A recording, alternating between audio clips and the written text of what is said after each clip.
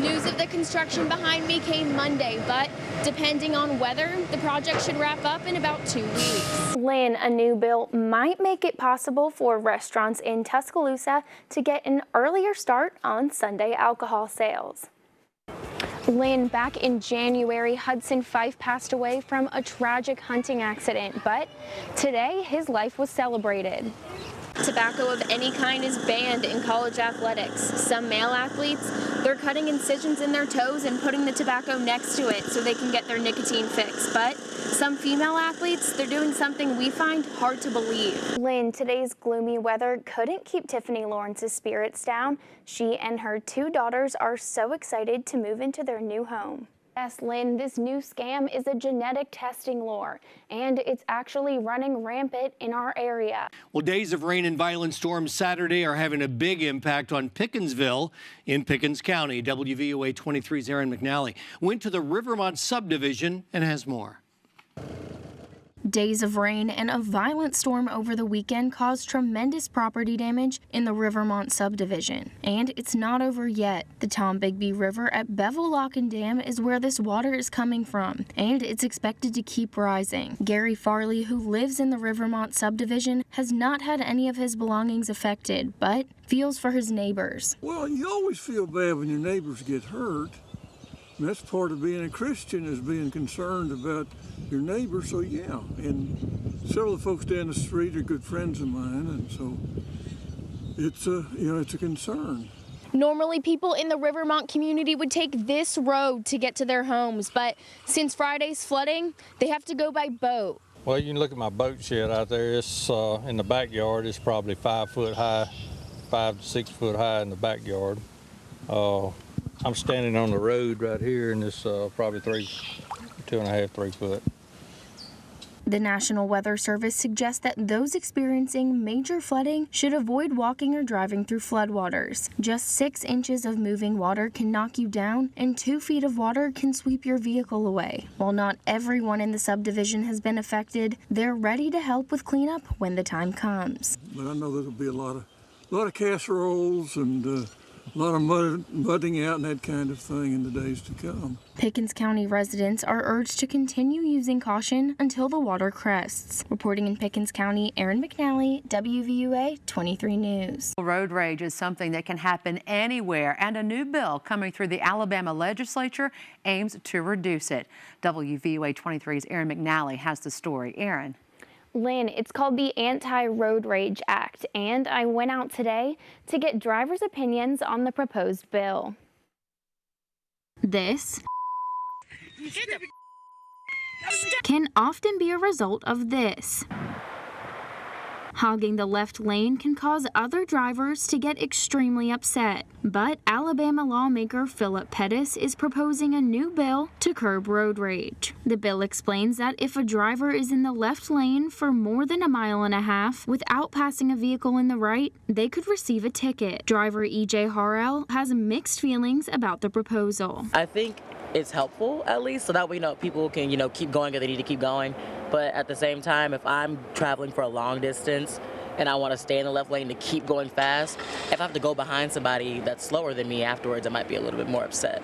No matter what your opinion on road rage, it's no secret that when you're stuck behind a slow driver in the left lane, it can get frustrating. It's aggravating, particularly if you're in a hurry. I never let it bother me because I'm retired and I can get away with it.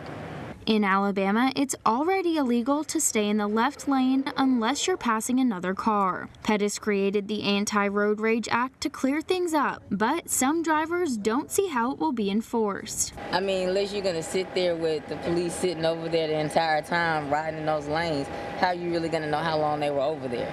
So unless you're going to give me my own little placard to do it myself, it's kind of pointless. There's still a ways to go before the Anti-Road Rage Act becomes a law. Right now, it's still in the House committee. Reporting live in the studio, Erin McNally, WVUA 23 News. Would you like to feel good about the younger generation tonight?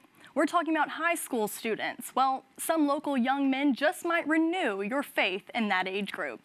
WVUA 23's Erin McNally is live in the studio with more. Erin? Ivy, our story tonight is a follow-up story on a local young man who who's getting the special attention he needs in a program at Clemson University. But local young men are on his team. Here's tonight's Spirit of Alabama report. After school, some young men might choose to play video games or sports or just hang out with friends. But as darkness sets in on West Tuscaloosa, these high school students gather here at the Tuscaloosa Career and Technology Academy. It's where they're learning the career skill of welding. Matt Freeman is their instructor, and together they've transformed some heavy steel pipe and sheet metal into a very cool grill. But it's not just for cooking. The grill is really doing many things for these guys, and they may not know it yet, but the fact that they're learning to give back in the community with their talents is so important, and their attitude is so great on it. This grill project has raised a lot of money for Dalton Crone. You might remember Dalton when we featured him in a story a couple years ago. He was graduating from Holy Spirit Catholic High School and headed off to college. Dalton just finished his second year at Clemson in a special program for special young people. It's a great program for Dalton and costs even more than regular college tuition. 13 young men are here working on this special project with Matt tonight, some with advanced welding experience and some beginners like me. Dalton's father says as expensive as Dalton's education is, it's worth every sacrifice and every penny. And he's so thankful for all the hard work these young men have given. Just having these guys that don't know Dalton, they've never met him, they learned about the project, they learned about his opportunity, and they wanted to do something for him. And to have people just go out of their way to help someone they haven't met, to do things for him that he can't give back. It's just, I don't even know how to describe how it makes us feel as a family, knowing that there's still people like this out here in the world. Matt Freeman isn't surprised at all by the hard work and dedication of these 17 and 18-year-olds. And I think we really need to stop and recognize how hard these guys are working towards something that's not even for themselves. And they're so respectful, they're polite, they're courteous, they work hard in their other classes. Many of them have a very high GPA, they do well in the ACT, and they have a trade. It's a noisy and busy place, but it's not chaotic. Everyone has a job, everyone is focused on doing their part of the work and doing it well. Under Matt's leadership, the grill project is nearing completion. Grills like this one can sell for $10,000 or $15,000. The project wouldn't have been possible without materials donated by Maccabee Construction and Shirley Fabrication. And the young men know that giving back is the best part of all. It's fun here. We get to learn a lot, stuff that we could use in the future, and we get to help out other people that maybe can't afford some things. And life is good, so why not give back? Thanks to this effort, Dalton Crone will continue his education at Clemson, where his dad says he's growing and maturing and learning to become a happy and productive adult. If you have a story you'd like to see featured as a Spirit of Alabama story, email us at spiritofalabama@wvua23.com. Reporting live, Erin McNally, WVUA 23 News.